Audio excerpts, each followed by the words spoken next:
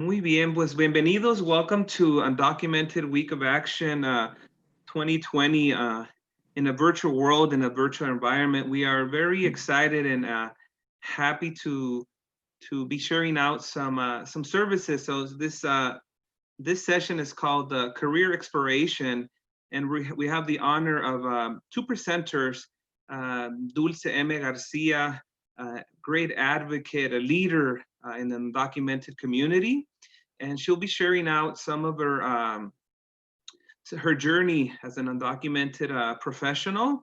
And then also we have our MSJC career education counselor who will be sharing out resources, some careers that can be considered, for the undocumented community. I'll be sharing out also some resources that we have both on campus and outside of campus. So very excited to introduce. I'll give a brief synopsis of one of our presenters, Dulce Garcia, but then I'll let her introduce herself and let us know, her journey, her walk, her current work, and any as a legal representative, any new legislations or any new information that she feels that is valuable to our community.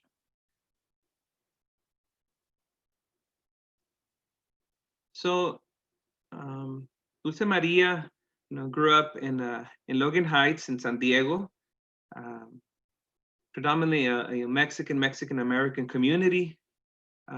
Dulce identifies as undocumented. She attended San Diego City College at night while working at many different jobs, including waitressing, parking attendant, selling flowers, and also retail. She then transferred out to subsequently attend UCSD, where she received a bachelor's in political science. She also attended law school at the Cleveland Marshall College of Law, where she received her jurisprudence doctorate with a concentration in civil litigation. So we are very proud of you, Dulce, to be such a great role model for the Latinx community and also the undocumented dreamer community.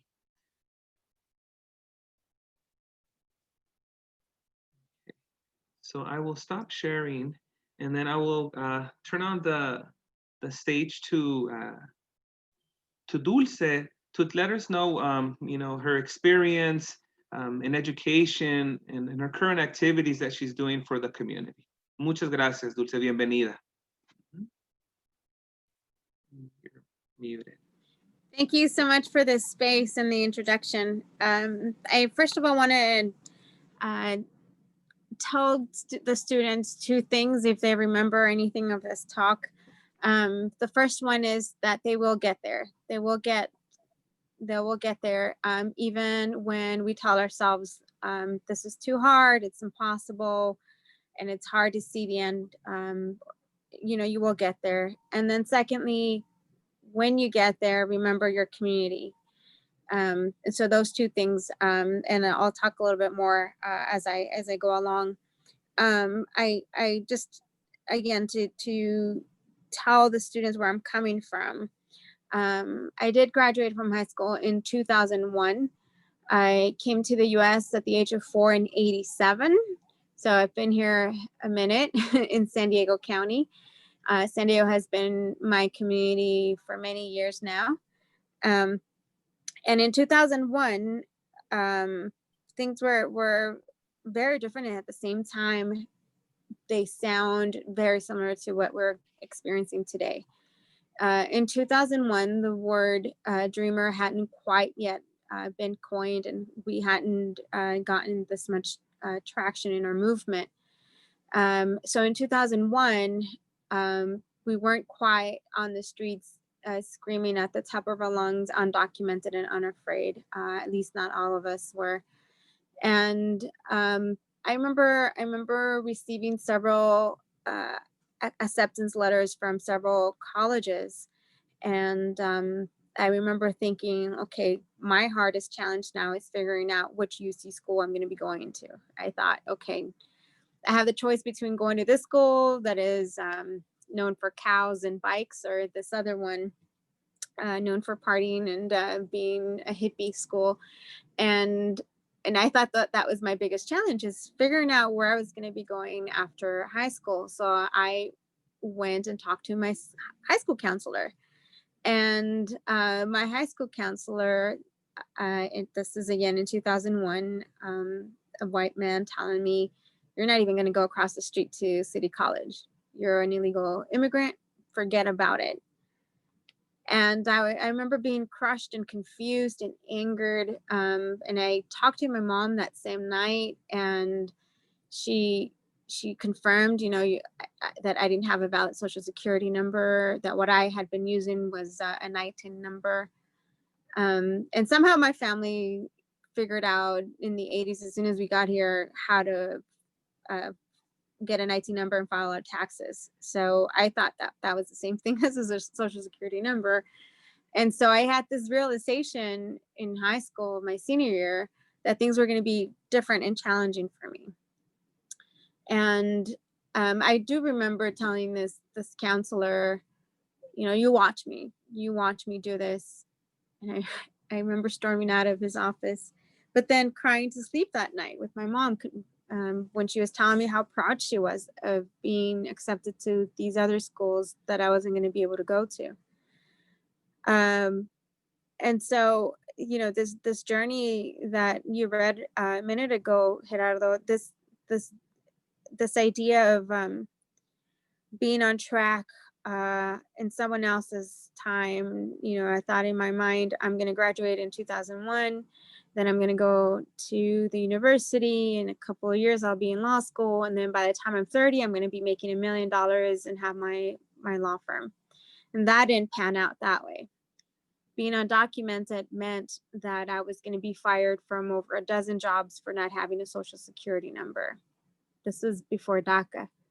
So it meant getting paid less than minimum wage because the employer would know that I didn't have a lawful way to work.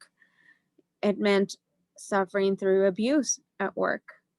Tons of, and I can go all day talking about the embarrassing moments when I didn't have an ID to present, when ID was scanned, they would realize that it was a fake one or something like that. So it was very challenging. It took from the time that I graduated from high school to the time that I became a lawyer, 15 years went by. So my timeline kept getting postponed. And during that time, people were telling me, you're not going to make it. Even my own family, why so much school? You're just going to get pregnant and nothing's going to come of it, right? So that's what I mean about telling ourselves that you will make it. It's not easy. I'm not going to sugarcoat it and say, oh yeah, we're undocumented, it's going to be easy, you can do it. It's anyone can accomplish their dreams, because the reality is it's a difficult road, but it's not an impossible one. Before me, there were so many people that were paving the way for me to enroll in a university. And there are people today paving the way for other people to occupy spaces that we weren't occupying 20 years ago, even last year. So, we're very resilient. We're making so much progress, but we still have a long ways to go. So hang in there, don't lose hope, and surround yourself with people that encourage you to keep moving, whether that's someone is in school as a staff person or a classmate or a family or a friend. Align yourself with folks that believe in you and listen to those positive voices and drown out sometimes our own negative voices. And it sounds easier said than done, because I remember so many heartaches along the way, including at the time when it came to, after graduating from UCSD, figuring out what law school to go to, and then finding out again that my options would be limited then. When DACA came about, when we won DACA in 2012, I was already my first year of law school. And it was only because, I had heard other people were going to other universities like Harvard as postgraduate students, that I knew that there was a way to do it, and I believed in it. And even before winning DACA, there were so many folks occupying these spaces, and that's what got me going and had me believing that it could be done.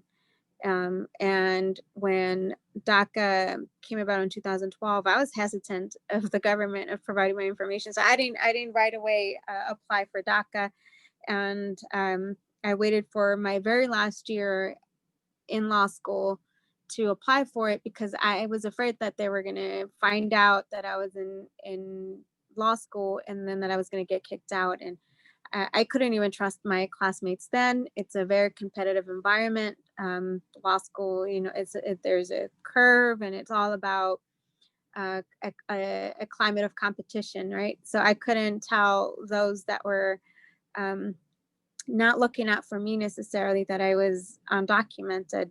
So I went to law school in Cleveland, Ohio, which was a bit of a culture shock coming from Logan Heights, and this area where I was used to hearing Spanish everywhere, and there's a taco shop in every corner, if not two or three, and going to a place like Ohio where their Mexican food is a Chipotle downtown. So the climate, the environment, the culture was very different, and so I knew that I was there occupying a space that other people like me were not occupying yet.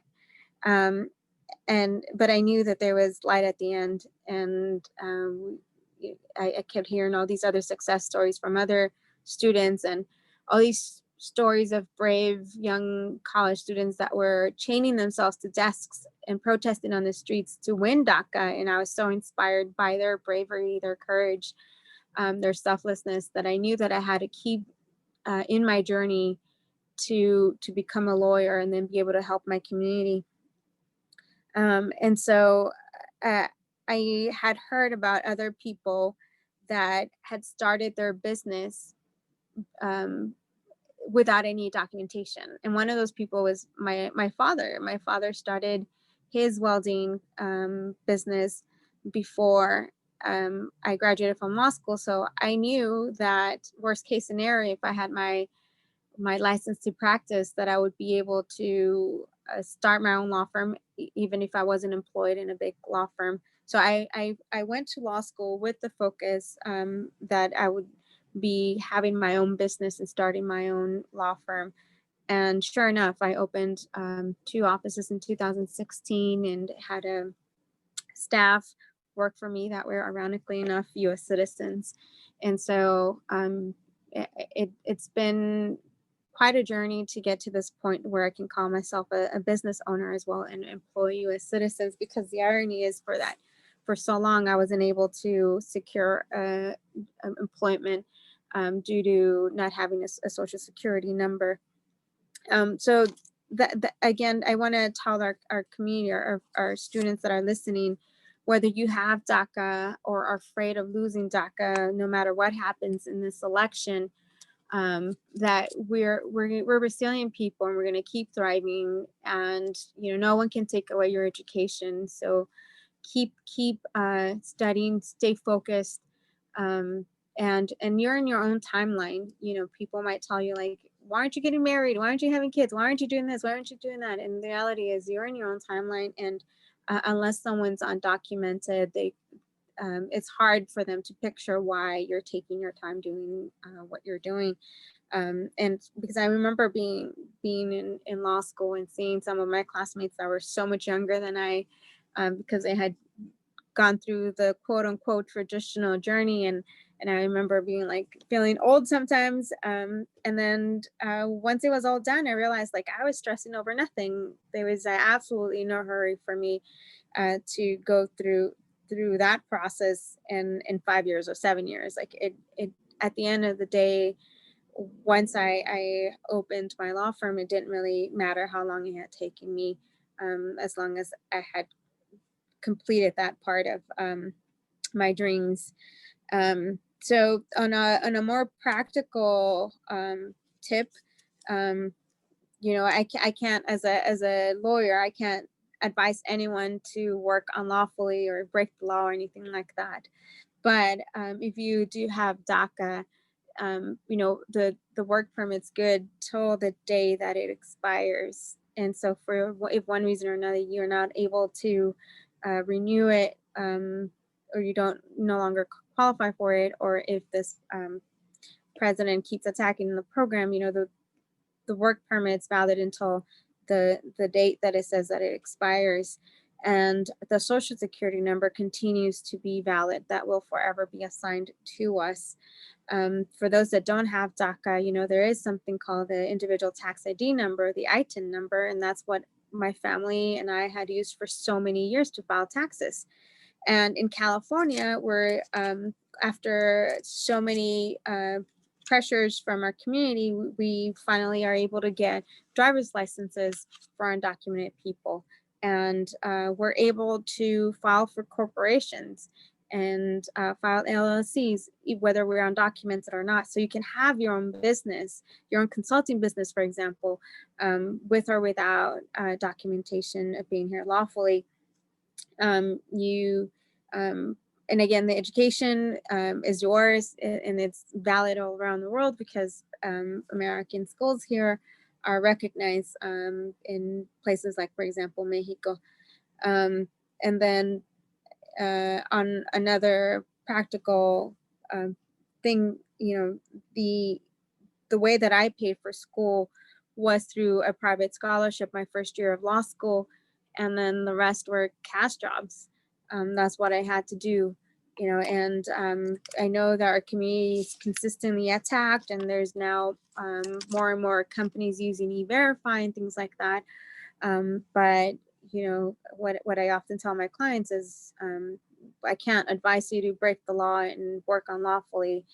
But I can tell you my story. And in my case, you know, I had to eat somehow, and I had to pay for my rent somehow, and I had to pay for school. There was no financial aid when I was going to community college and UCSD. There was no California Dream Act in place for me at the time. And in the first few years, I was actually paying out of state tuition as a foreigner. And now, after so much push from our community, people are able to pay in-state tuition, and there's the California Dream Act in place. But if you're pursuing education after the university, like law school, for example, or medical school, do look for those scholarships that are from private people willing to support our undocumented community. In my case, they didn't even ask for my status. This was a few years ago when we weren't so popular, when DACA wasn't around, and this private person didn't care that I didn't have papers. So be on the lookout for that.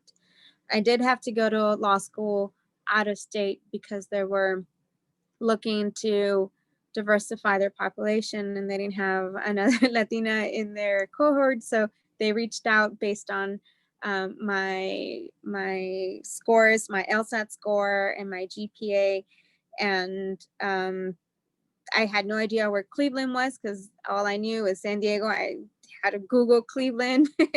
And once they offered the first year scholarship, then that's how I made my choice for school. But I think now there's a lot more opportunities because there's so many more private scholarships available for our undocumented community, even if we cannot reach the federal aid that is out there for U.S. citizens. We can still have access to higher education through these scholarships. So even if a staff person's not knowledgeable about these opportunities, please do the research yourself, because that's what I unfortunately had to do. And that's the good thing about all these dreamer centers and all these advances that are happening in California, at least, where staff is becoming more and more knowledgeable about the opportunities that are out there. And there's even immigration lawyers in these campuses when that wasn't the case before. So I'm always super happy whenever there's a dream center popping up in one of our colleges, because it's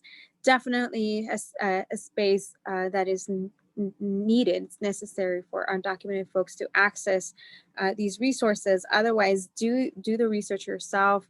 If somebody tells you that it's not possible, I'm sure that if you look, there is a way to do it, as was the case with me, like with my school counselor telling me that I wasn't even going to be able to go to community college. So, and again, once you do obtain your license to practice law, or you become a doctor, whatever, a teacher, whatever it may be, remember your community, because as I mentioned, someone was paving the way for me. And I hope that I opened up spaces for other people to follow me, and I hope that you do the same so that somebody else follows you as well. Because ultimately it was all the community that won DACA in the first place. And I believe wholeheartedly that it will be our community that wins a path to citizenship for the 11 million that are undocumented in this country. So please remember your community, even if you end up in the boardroom of a hospital and you're drafting policies, and remember about the undocumented community. If you're a teacher or staff, please educate yourself on the different life situations your students might be in, whether they're undocumented or not, and the language that we use on an everyday. Because when the counselor called me an illegal immigrant, that wasn't just about sticks and stones. That actually had real repercussions, and I still remember it to this day. So, be kind to yourself and be kind to others. That is super important. As cheesy as it sounds, it actually ends up translating into policies, again, whether it's in school policies or in the hospitals or in the courtrooms. The language that we use ends up one way or another impacting the most vulnerable among us. So let's be kind to each other, and I think that's how we're going to end up with better spaces for our students, so that 20 years from now we can look back at this and say, yeah, things were pretty bad, but we've improved a lot. Because unfortunately, since 2001 to today, I still can't believe that we have left out 100,000 high school students without DACA protection, without anything from protecting themselves from deportation. These are folks that could be literally put in a detention center and deported. And that's what we're facing with another 4 years of this administration, should this president remain in office. So, as a representative of the organizations that I work for, I can't say vote one way or another, but I can say facts. And one of those is that this president dismantled the DACA program, and that's why we sued him. And after we won at the Supreme Court level, again, because we're resilient and we're strong and powerful, we won at the Supreme Court level. And then this president went ahead and dismantled the program again. So as far as like updates that are happening, unfortunately, this president tried again to dismantle the DACA program by cutting our work permits. Instead of 2 years, every year now. So we pay $495 for the privilege to work and contribute and pay taxes, and pay more taxes than the president himself.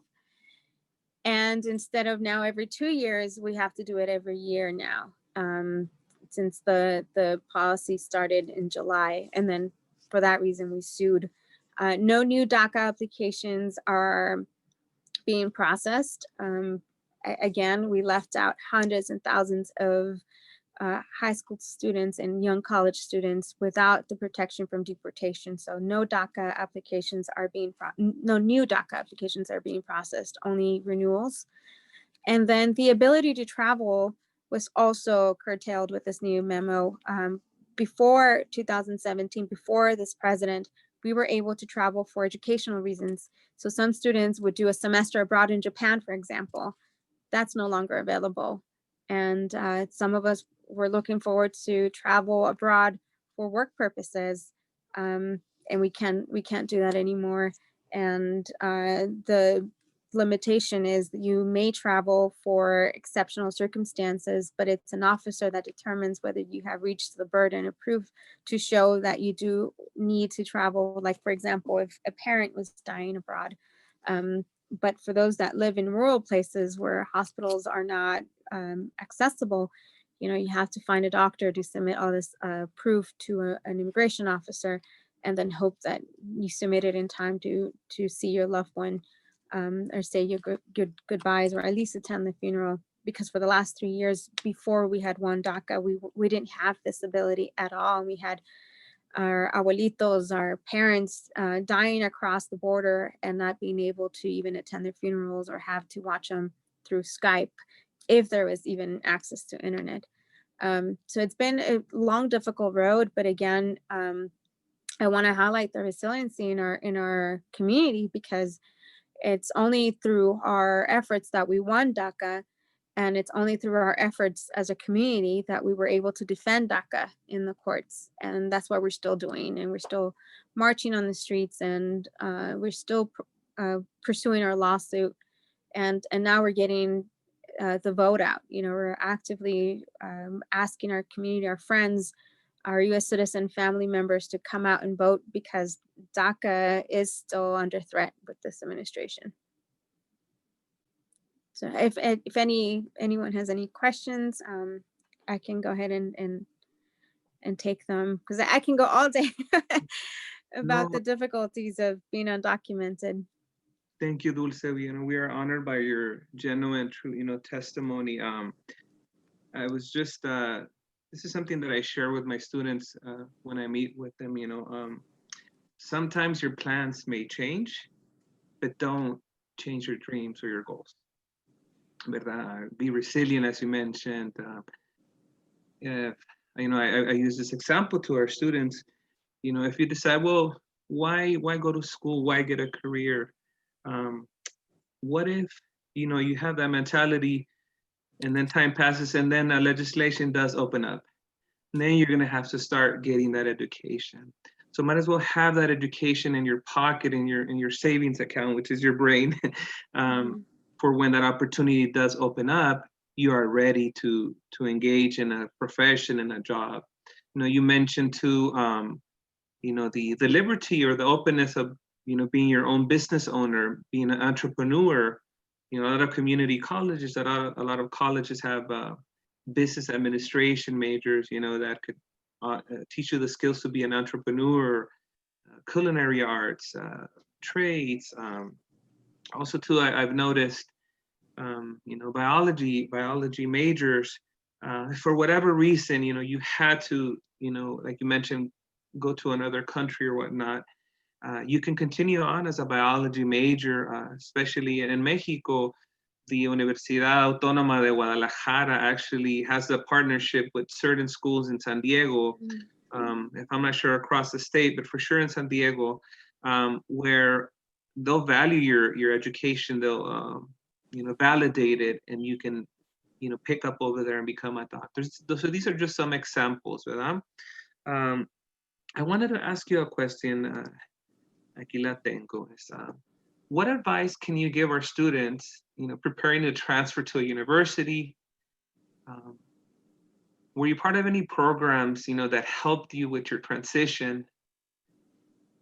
If so, which organization or what program would you advise them to participate, to help in them being a successful transfer student? Yeah, that's a great question. So, and you're absolutely right. My plan was never to go to community college, but I'm so glad that I did. My hardest years, I think, of my whole educational career were in community college. I think things were so much easier once I transferred to UC San Diego. And then law school wasn't easy, but I feel like for some reason community college was just so difficult. So don't get discouraged if the time that you're having in community college is challenging. If you're thriving and it's easy for you, oh my goodness, you're great. You're going to do so well when you transfer. I had a hard time in community college, and I remember failing English. And that's another practical tip. If you're not a morning person, don't take a morning class on a Saturday morning because it's not going to go well, and it didn't go well for me. But I remember failing English and thinking like, oh my goodness, if I can't even do well in English 101, how in the world am I ever going to become a lawyer? Like, I was so afraid that I didn't have the basic education from like elementary and high school, and I was so afraid that I was already a failure because I had failed this one class, and I thought there's no way I'm ever going to read the law school textbooks, which are giant. There's no way I'm ever going to be successful if I failed in one subject. And so don't get discouraged by the fails here and there. Don't get discouraged by, misstepping from time to time. We're human. And one single grade doesn't define your success and who you are. And so don't feel so pressured to do so well all the time, and I think that's also a trap that we set ourselves as the undocumented folks as well, that we think that we have to have straight A's all the time, and if we're not on top of our class, then we're doomed forever, and that's not necessarily the case. But once you transfer, the beauty of it was that it was kind of like a fresh start. And at UCSD, for some reason, things turned out to be so much easier for me, even though I still was working full-time as a paralegal and taking full-time courses at UCSD. Things seemed to be easier for me because I had enrolled in this organization that was actually federally funded, but it was the Triple SP, the TRIO program. And I was kicked out of that program because I wasn't able to provide a social security number, and it was federally funded. And this was during the prior administration, where during the Obama administration, they were requiring proof that I was here lawfully, and I wasn't able to provide it. So I was kicked out of it, but I had already made connections with the people. And so there was one of those teachers at UCSD that outside of the program was helping me as a tutor and revising my essays, because I did a political science major and it's pretty much all writing.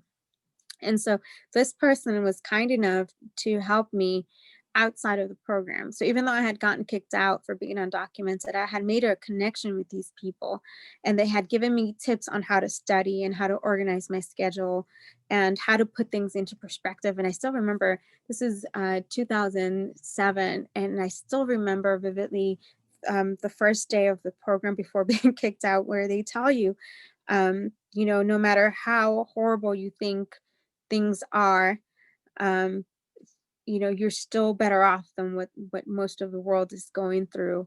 And it puts so much into perspective, and it did take me back to what my family was going through in Mexico. And I thought, yeah, I'm at one of the most prestigious universities in the world, and with so much privilege, even as an undocumented person.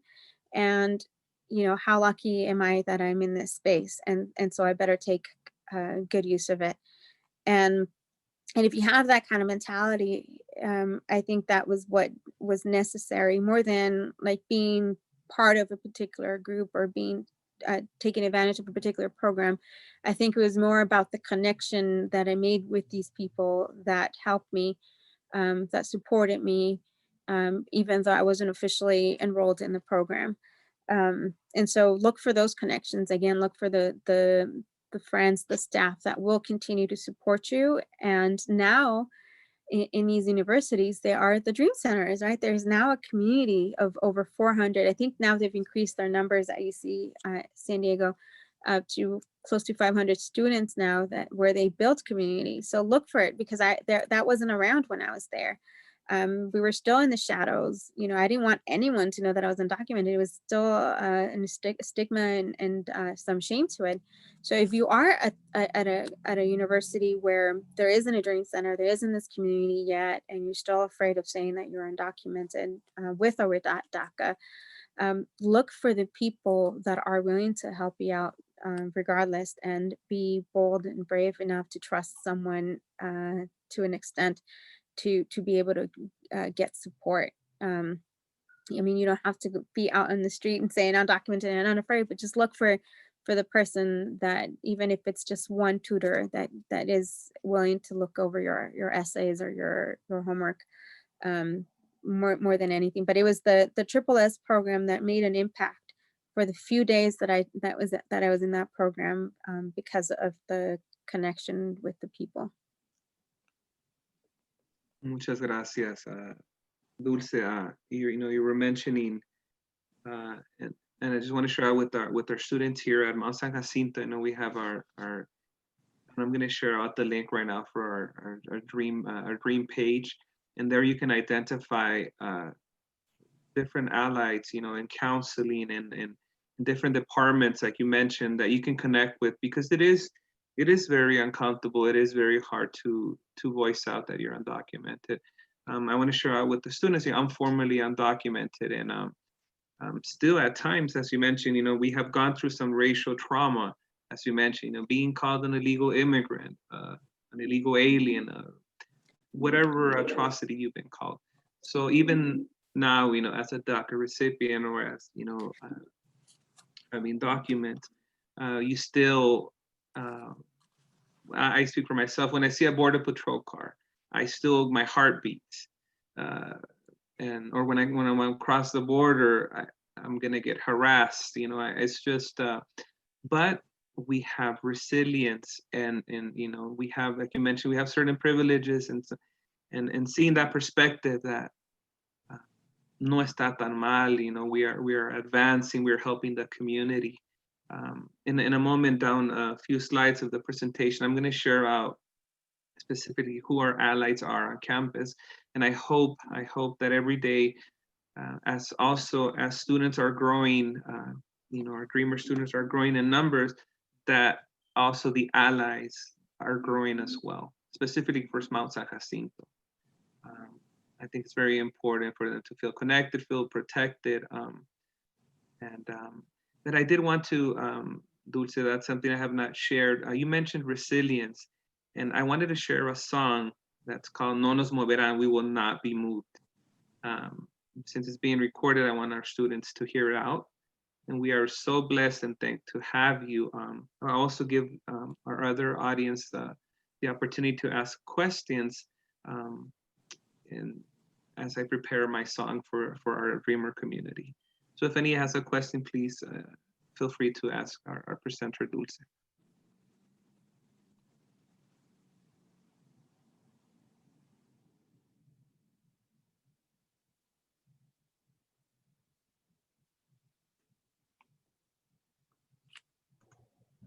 I don't see any questions, but Dulce, I will be presenting shortly on career opportunities for our undocumented students. And one of the things that I noticed is that so much has changed with this administration. It seems like we're around every corner, we're threatened with something different. Are there any, in your experience, are there any careers that students with or without DACA would not be able to step into because of their status, from what you've seen? Oh, I usually get the question on what should they do, and my answer is always go to law school. Be a lawyer, especially if you're undocumented. We need more good-hearted lawyers. Yeah. But you asked the opposite, like what spaces haven't we taken over yet? And that is the ones that require some sort of background check for a federal job, right? So like if you have dreams of working for NASA, you might not step into that space as an undocumented person. You might have to wait and fight with us for a comprehensive immigration reform that would allow you to become then eventually a U.S. citizen or have another pathway to citizenship. So that's an example. Like I cannot be a U.S. attorney, for example. So when I see the applications for U.S. attorneys, it's like, I cannot apply for it because I would not be able to pass the requirement of citizenship. And the Supreme Court has determined that there are some jobs that for various interests, we are not, or constitutionally, they're allowed to prohibit us from it. And it's usually those kinds of jobs where, for national security purpose, for example, like working at the FBI, for example. In the military, we had actually been part of a program, 900 undocumented students as DACA recipients, not students, workers, as a gap filler for folks that, for example, had extraordinary skills or were fluent in certain languages. There was the Omni program in the military that did allow for DACA recipients to participate. And in fact, 900 of them were in that program. And then it was taken away with this administration. So yeah, there are a number of spaces that we're not allowed yet in, and that has to do with the excuse of national security. So government jobs are usually where. Thank you. Thank you. And to clarify, not every state allows lawyers, right? So if you go to law school, like I did outside of California, if I had stayed in Ohio, I might not necessarily be a lawyer today. And so there's a lot of states that haven't yet answered the question whether they require citizenship or not. You know, there are famous cases, like for example, in New York and Florida, that have determined that question. And there are other states where there are DACA recipients right now in the process of challenging those policies. So in California, we are allowed to be lawyers, but then for certain jobs, we might be excluded, like for example, as a U.S. attorney. Thank you. Thank you for that. And in a moment, in one of our slides, I want to share out an internship opportunity in Riverside County for our students that, because it's an internship and they're not really getting paid, it's a stipend, a lot of our students are going to be able to participate in that internship. And I'll be sharing that opportunity in a few slides. So any other questions from the audience? Not at the moment. Pues muchas gracias, Dulce. We want to, thank you in solidarity and praise you for, for coming back and helping your community. That's very important, paying it forward, coming back and supporting, and then just keep on going forward. Like I stated a little minute ago, they can attempt to take, material stuff or create legislations, but they cannot rob your mind, your knowledge, your passion to help the community. And with this song, we just want to fortalecerte, Dulce, so that you can continue doing the great work you do, empower you. This song, Cesar Chavez and Dolores Huerta and many of the hermanas who walked many miles to protest, to have their voices be heard, would chant, and it was called "We Will Not Be Moved, No Nos Moverán." Un, dos, tres.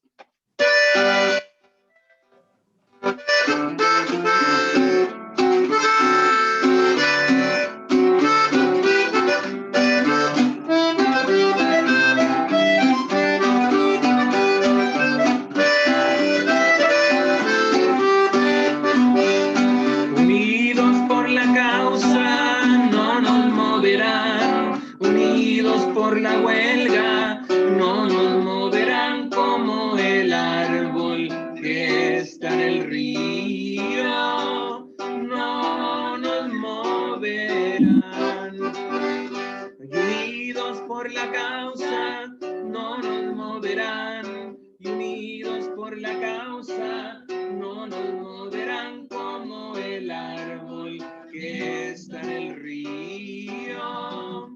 No nos moverán. Música.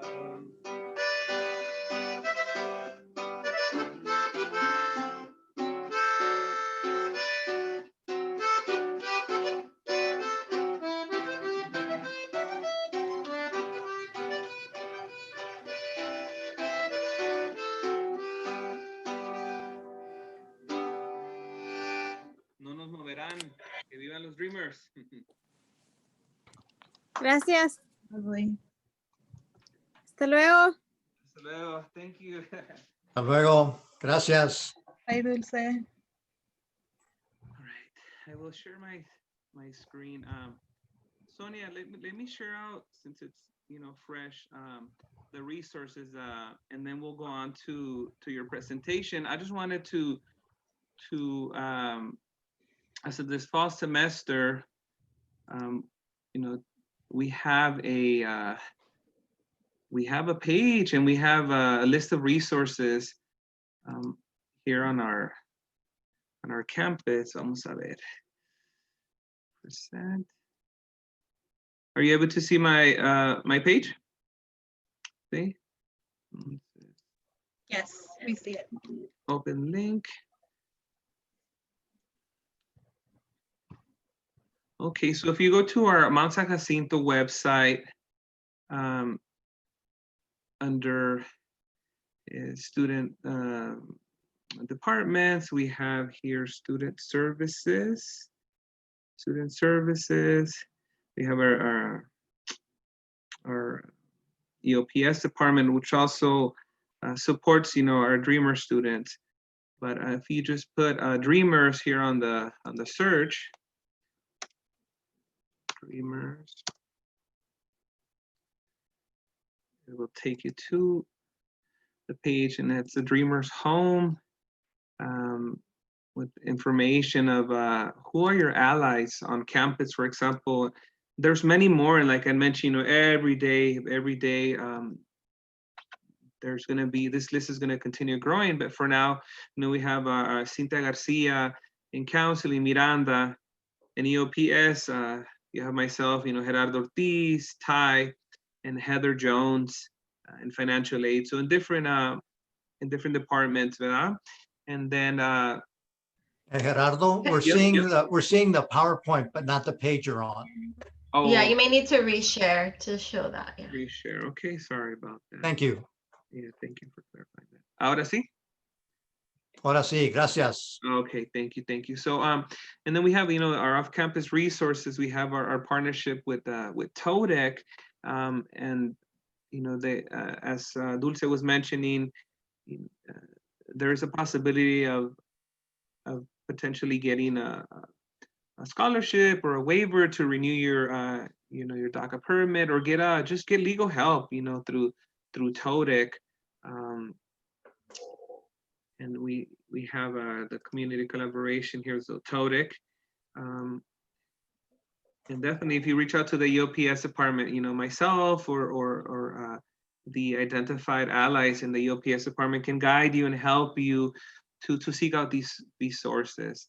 And if you just need someone to talk to, when things are getting hard, or you need a guidance in your career, in your counseling, in your academics, you can always reach out to the EOPS department. So that's one resource that I wanted to share. Is you have to share again. This work experience opportunity. Are you able to see the flyer? No. No. Okay, vamos a ver. Share. Ahora sí? Yes. Yes. Okay. So, for students who are 16 to 24 years of age, this is an opportunity to do an internship within, Riverside County, Hemet, San Jacinto, Riverside County. And like I said, they won't ask for your status as you're getting paid a stipend for doing this internship. They've shared that if you work, if you do the 12-week internship, there's a possibility of earning close to $4,000+ that can be used for your academics or for your personal needs. I will share out this. I'll give it a minute if you can visit this link. But if not, of course, you can reach out to the EOPS department or for me, Gerardo Ortiz, and I will give you the specifics or help you fill out the application. Gerardo, and if you want to send over that flyer to me, I can also add it to our website. Perfect. I will do that. Okay, I will do that. So I'll send the flyer over to the website, to the Dreamer website, where this job opportunity can be. So if you know, do it now before these slots get filled out. There is plenty of slots, but you know, just jump on it. $4,000 are very good, you know, during these times. So ahora I have the honor of presenting my compañera Sonia Verduzco from the Counseling Department, Career Education, who's going to tell us some career paths and resources available to our undocumented students. I'll stop sharing, Sonia, so that you can take on the stage. Muchas gracias. Thank you. A busy week, and Sonia found the heart, the space to support our undocumented community. Muchas gracias.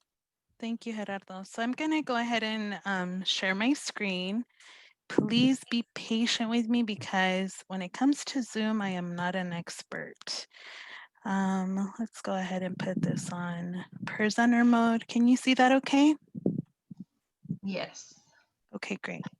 So I'll go ahead and, well, I'll just share a little bit about myself. So I'm a career education counselor for the college. I'm primarily situated at the Menifee campus when we are on campus pre-COVID and post-COVID. Right now, everything is online. So I am available to meet with students online if you are interested in doing so. Prior to working at MSGC, I was a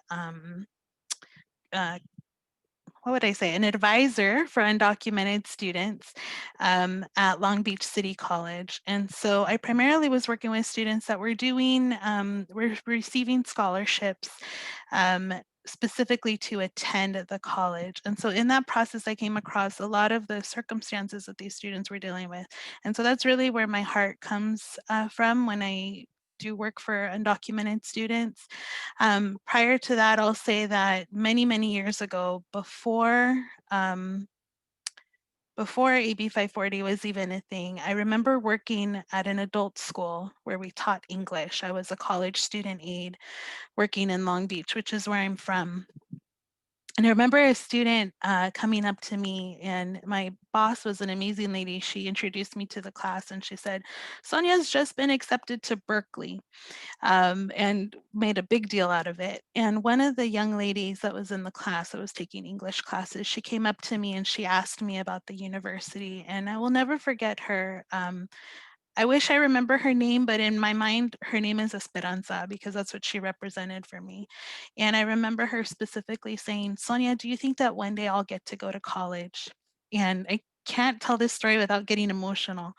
And I remember looking her in the eye and I said, yeah. I said, yeah, one day you will. And she had no idea how she was going to pay for it. She was not documented at the time. Everyone in her family was, except for her, due to a series of unfortunate events. And it was such a blessing to be able to work in the community college system at a time when our students were finally able to go to school. And unfortunately, there's still challenges with going to school when you're undocumented, but I'd like to say that it's because of her that I continue to do the work that I do. So that was really hard to get through without getting emotional, but you probably heard it. Anyway, let's start with talking about immigrants' contribution to the US economy.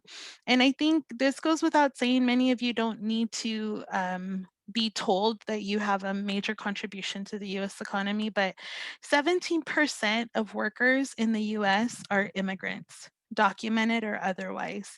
And I think that's important for you to know because I think it's really important that our students recognize that they have a valid reason to be here, that they are a valuable contribution to our society, to our country. And so I really want students to stand on that. 17% is a significant number. Unauthorized workers contribute $500 billion in economic output, whether it's in taxes or in business, or just in simply earning a dollar and spending a dollar. I saw different sources that said different numbers, but one that I found interesting was that we pay $5.7 billion in federal taxes annually as immigrant workers and $3.1 billion in state and local taxes annually. So when people try to come up with this argument that we are a drain on the economy or that we don't have a right to be here, I think it's really important that you have numbers to throw at people. So I highly recommend committing these to memory because I think they're valid arguments. And of those immigrants, about 650,000 are actual registered DACA recipients. At one point, we had numbers as high as 700, as high as 800,000, and it really did start to change with this administration, but it's still a significant number. So imagine, if you would, 650,000 teachers or 650,000 lawyers or doctors who suddenly left the country and could not work in those fields. That would be a significant hit. And so it's really important that if you don't have DACA status, or if you're not sure about renewing your DACA status, that you do so if you're eligible for that. And, you know, just to piggyback on what Dulce said earlier, we need more advocates. So, you know, at the end of the day, we want you to choose a career that's a passion for you. But if you have passion and interest to do law or advocacy work, we highly recommend it. And I have this quick little video. I don't know if I can. Actually, I won't show it, but it's very quick. It was just talking about specifically within the field of health, the contribution that immigrants make to the field of health. So basically, immigrants are the ones that are taking care of the elderly. Immigrants are the ones that are circulating the dollar in our economy. They're making sure that Social Security even exists for this aging society that we have. And so I think it's really helpful for those of you that want this information and you want to be able to make a strong case for why we have a right to exist in this country. I think that's a really good and valuable contribution.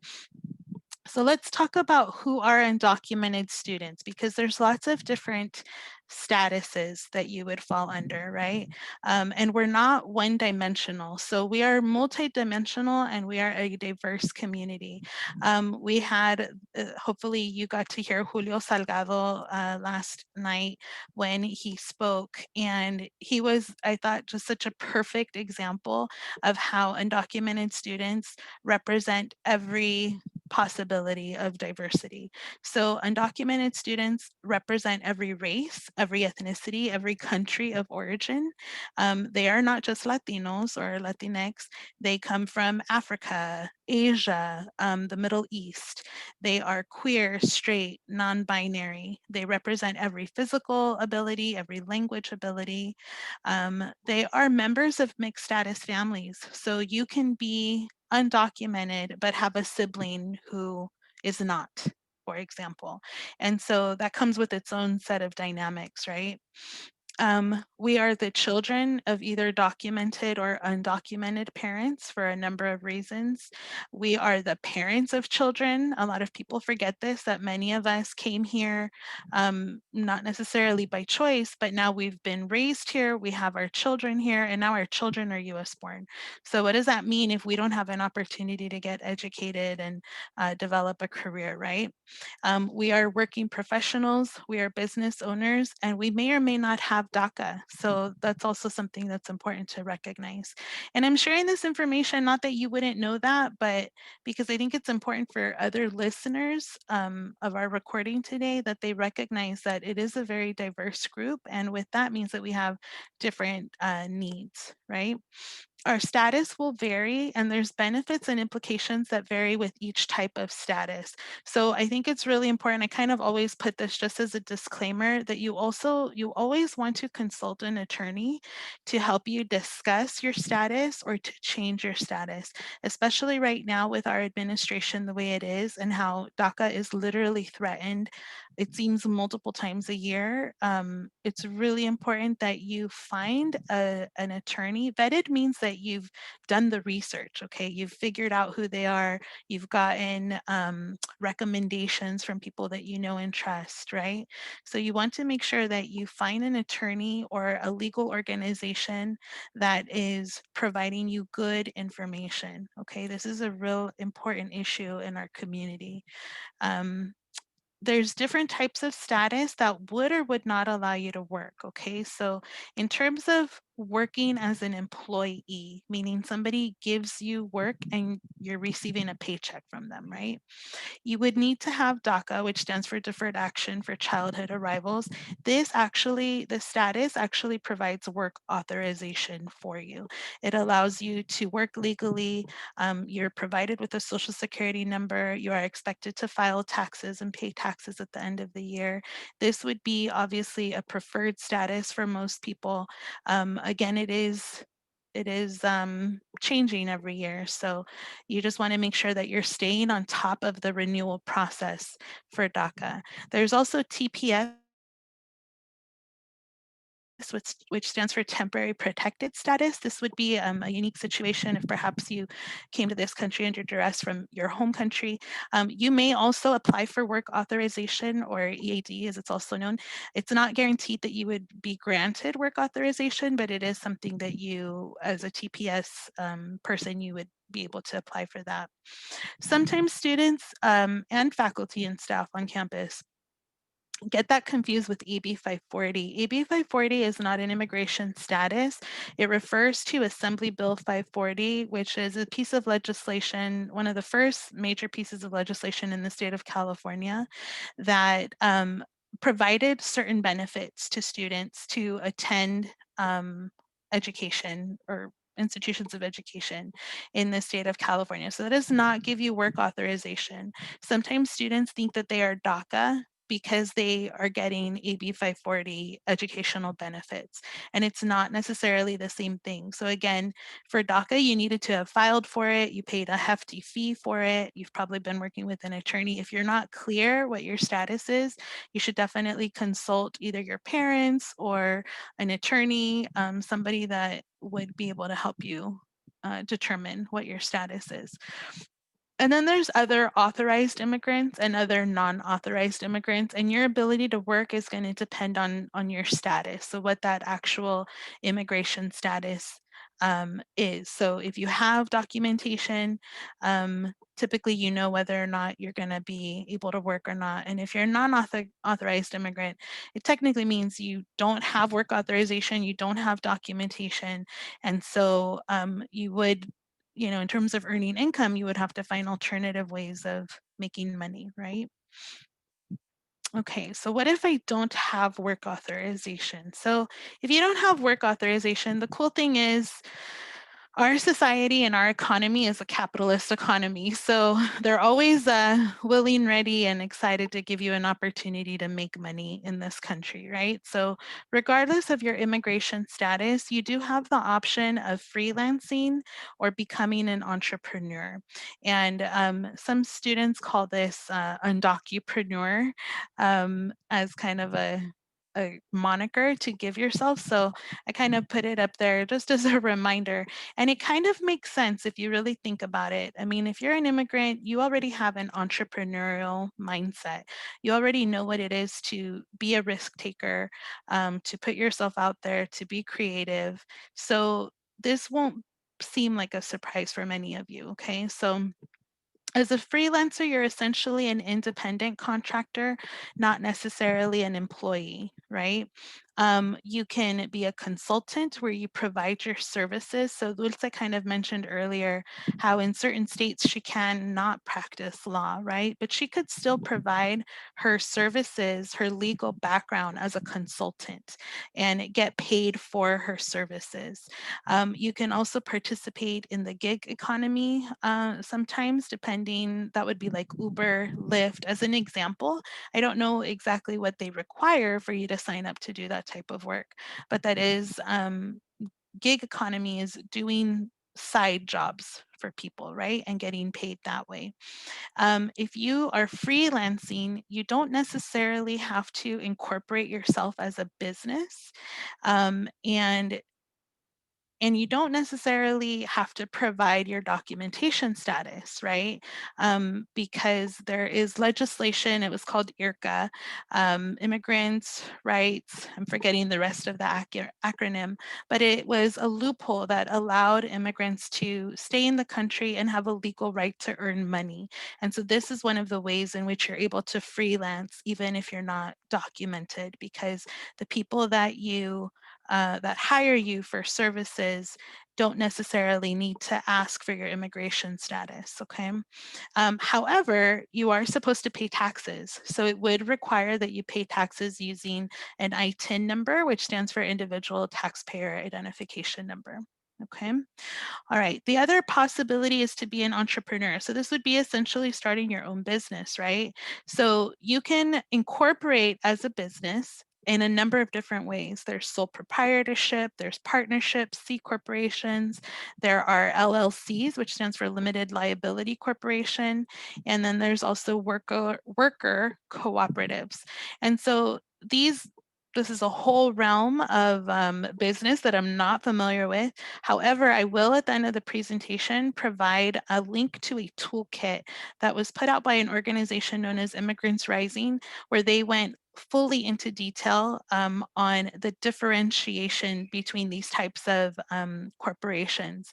And the nice thing is that when you are a corporation, you now have access to capital, you now have the ability to file your taxes. So there are a lot of benefits to working that way, okay? All right, I'm gonna go ahead and move forward.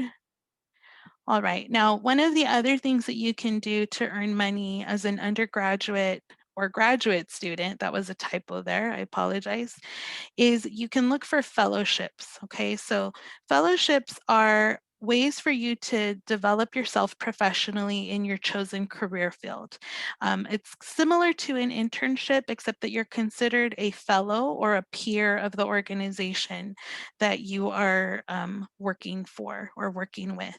Many times they provide a stipend or other form of compensation. Oftentimes they can be available at your university, or sometimes they get sponsored by nonprofit organizations. So as you transfer or as you're preparing to transfer, you want to be doing your research in advance to see what types of fellowship opportunities exist at your university. They typically do not require work authorization, which is a good thing. A lot of times they are very sensitive and very supportive of undocumented students. So for the most part, that won't be a hindrance for you. So that's one of the benefits of looking for fellowships. And this allows you to develop your resume, allows you to prepare for graduate school if you're not already in graduate school at that point. But you do want to start your research early because there are typically deadlines that are associated with these fellowships. All right, so next point of information is what careers and jobs are available to me. So this one is really important because a lot of times, as we heard from Dulce, actually there's certain careers that are or are not going to be a good fit for you. And not for the obvious reasons, obviously, of it doesn't match your interest and your skills, but because of the legality of your status. So what we have seen though is that if you do your research in advance, almost every type of job out there is available to you. We have seen dreamers go on to get careers within education, within law or the legal field, within the medical field or other health field careers. And then of course, business, real estate, finance, management, a number of different careers within the field of business. And that's just an example of some. I went ahead and edited this slide as we were speaking with Dulce to include, to not that you could never go into a federal career or a career that involves national security or screening, a background check of that sort. But for now, we don't know if that's a possibility, right? It's likely that it would not be. So just keep that in mind as you're exploring different careers. There are some major considerations that you want to take when you're exploring which careers would be a good fit for you. The primary one is the licensing. So if you go into a career that requires a specific type of licensing or credential, it's going to vary by state whether or not you're actually eligible to work in that field. And so that's why you want to do your research, especially right now with what's happening in our economy because of COVID. We are hearing a lot about people relocating and actually leaving the state to live somewhere that is more affordable, right? So before you do that, it's really important that you research the licensing requirements of the career that you're planning to study or that you're planning to go into. And then even if licensing is not an issue for you, you also want to look at the what they call the practicum hours. There's another term we use to refer to that, but it has to do with the required work hours that you typically have to prove in order to get the license, right? So there are sometimes employers that would have limitations as to whether or not they could place you with them to actually accrue the practicum hours. So the nice thing is that in the state of California, we are a very immigrant-friendly state. So we've expanded our occupational licensing opportunities, but again, those hours, those work hours, may still be a challenge. So what I've done is I found this amazing resource down below. I'm going to click on it and see if it opens up for you.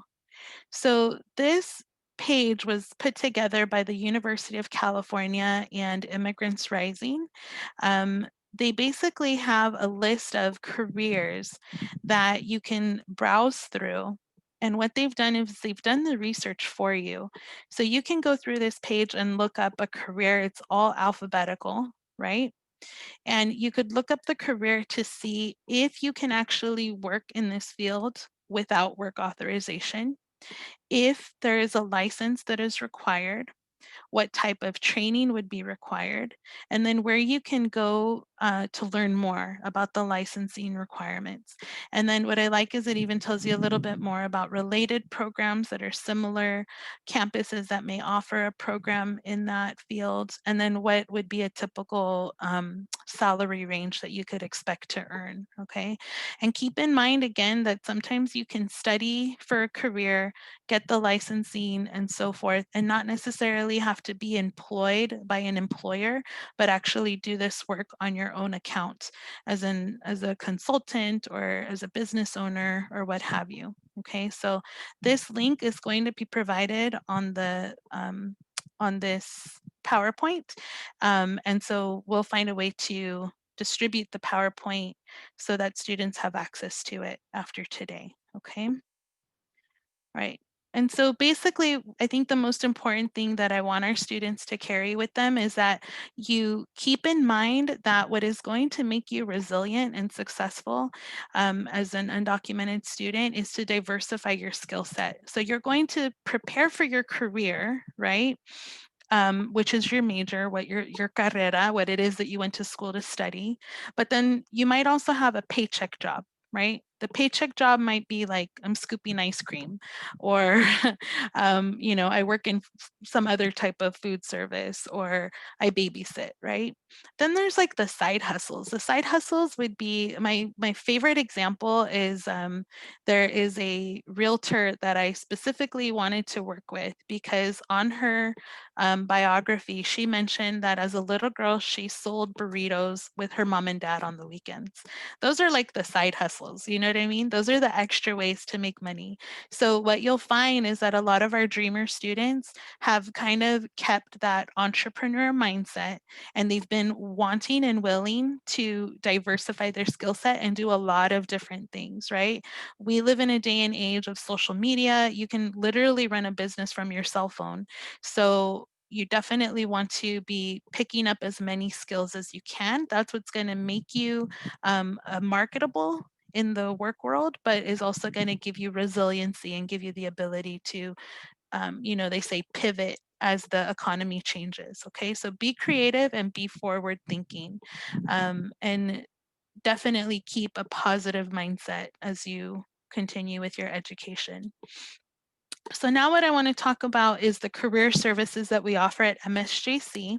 So when we're back on campus, there obviously we have career services available online right now that this is the time that we're working from home, most of us. But then when we're back on campus at the Menifee Valley campus, we will be in building 700, which used to be the old Child Development Center. And when we're back on campus at the San Jacinto campus, we will be in building 1150. And the resources that we offer are assistance with career exploration, career counseling. We have a number of different workshops. We offer job search assistance assistance, help with developing your own or finding an internship. We also have a job database. We do resume and cover letter assistance, and we also assist with preparing for interviews. The college also has a set of counselors known as the Discovery Counselors. So for those of you that are still undecided on a major, you can work with our counselors for career assessment, career exploration. They can help you identify one of our career pathways at the college. They'll help you identify your strengths and your values.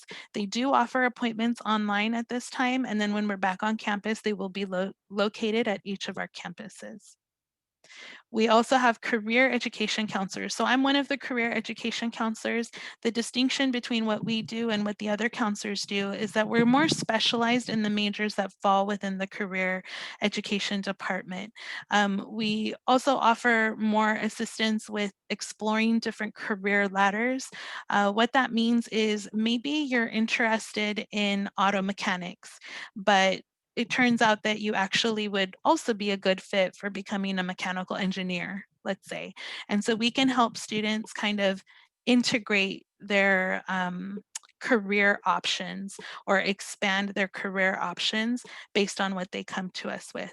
The other counselors can do that as well. It's just that we tend to have more relationship with our local employers or with the faculty in that department. So we're able to come up with other career development strategies and job search strategies accordingly. All right, and then we have other counselors and other support staff. So if you decide to pursue a major in the allied health field, we do have we have 2 counselors that are assigned there, Alma Alvarez and Jamie Olmos. They will work with students once they're in the program, but they also do workshops and information sessions to help you determine if that's a good fit for you. We also have a job developer. Her name is Carrie Tatemeyer, and she does a lot of our workshops. She'll do mock interviews, job search assistant, and help you with developing different opportunities for resume building. Just to let you know, we do have some upcoming workshops coming up next month. So on the 17th of November, we have a resume workshop, and on the 18th of November, we have an interview workshop. So to RSVP, you can go to this bit.ly link, and again, we'll find a way to post this in the chat for you so that you can register for that. And then just, words of wisdom, right? So when it comes to career development, you definitely want to be planning and thinking ahead. So finding opportunities to develop your skills. Dulce was touching a lot on this as well. And actually, Julio Salgado, our guest speaker yesterday, was also talking about this. So getting involved in internships or fellowships, doing on-campus research, volunteering in the community or doing community organizing, participating in on-campus student organizations, even your projects that you do in your classes are ways that you're developing your skills. You can shadow professionals. If you find part-time work, that also would help if you take a leadership role on campus.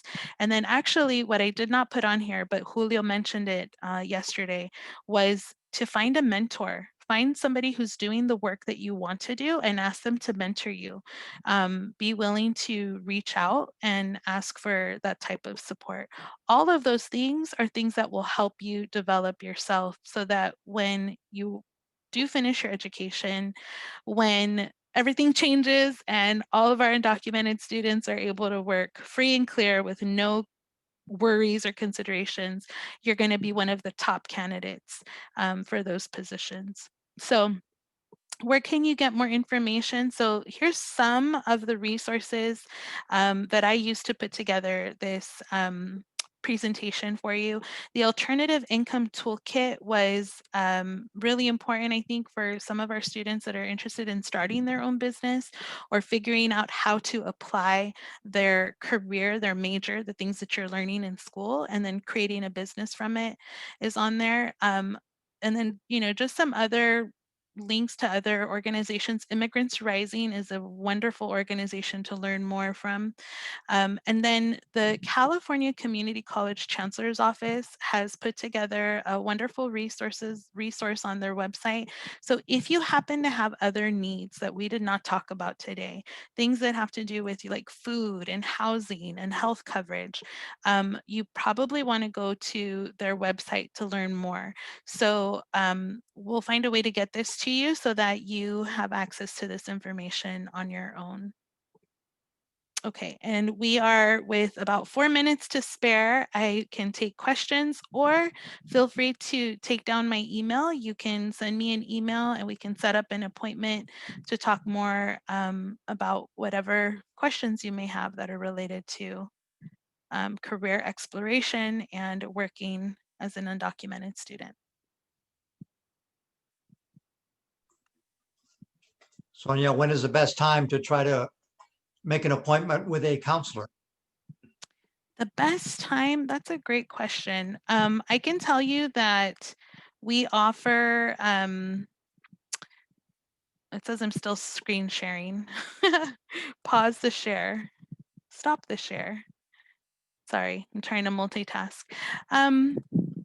So I actually will see students on Mondays and Tuesdays. My last appointment is at 6 p.m. I also do Wednesday, Thursday, Friday. I'm one of the few counselors that's available all 5 days of the week, and I have appointments as early as 7 a.m. It really does depend. If I'm not available, there are other counselors that are available. Our schedule books out 2 weeks in advance, and around this time of year, because we have so many things going on campus, sometimes we do book out those full 2 weeks. If a student goes online to make an appointment and it's not of, you don't see any openings, literally all you have to do is wait the next day, log in first thing in the morning, and all the appointments for 2 weeks out will open. So they'll literally release open, like a day at a time. So just a little tip for you. And the best way to find us is to go to msjc.edu, which is our main homepage. And at the top, across the gray bar across the top, click on the link that says Student Hub or Student Support Hub. It says something like that. And then you can scroll down to counseling off of that next page. And you can find us that way. Thank you. You're welcome. That's a great question. Any other questions? Thank you, Sonia, also very much for your very informative presentation. Also, all the audience, Mr. John Conley, appreciate your support. Before we conclude our session here, I just want to share out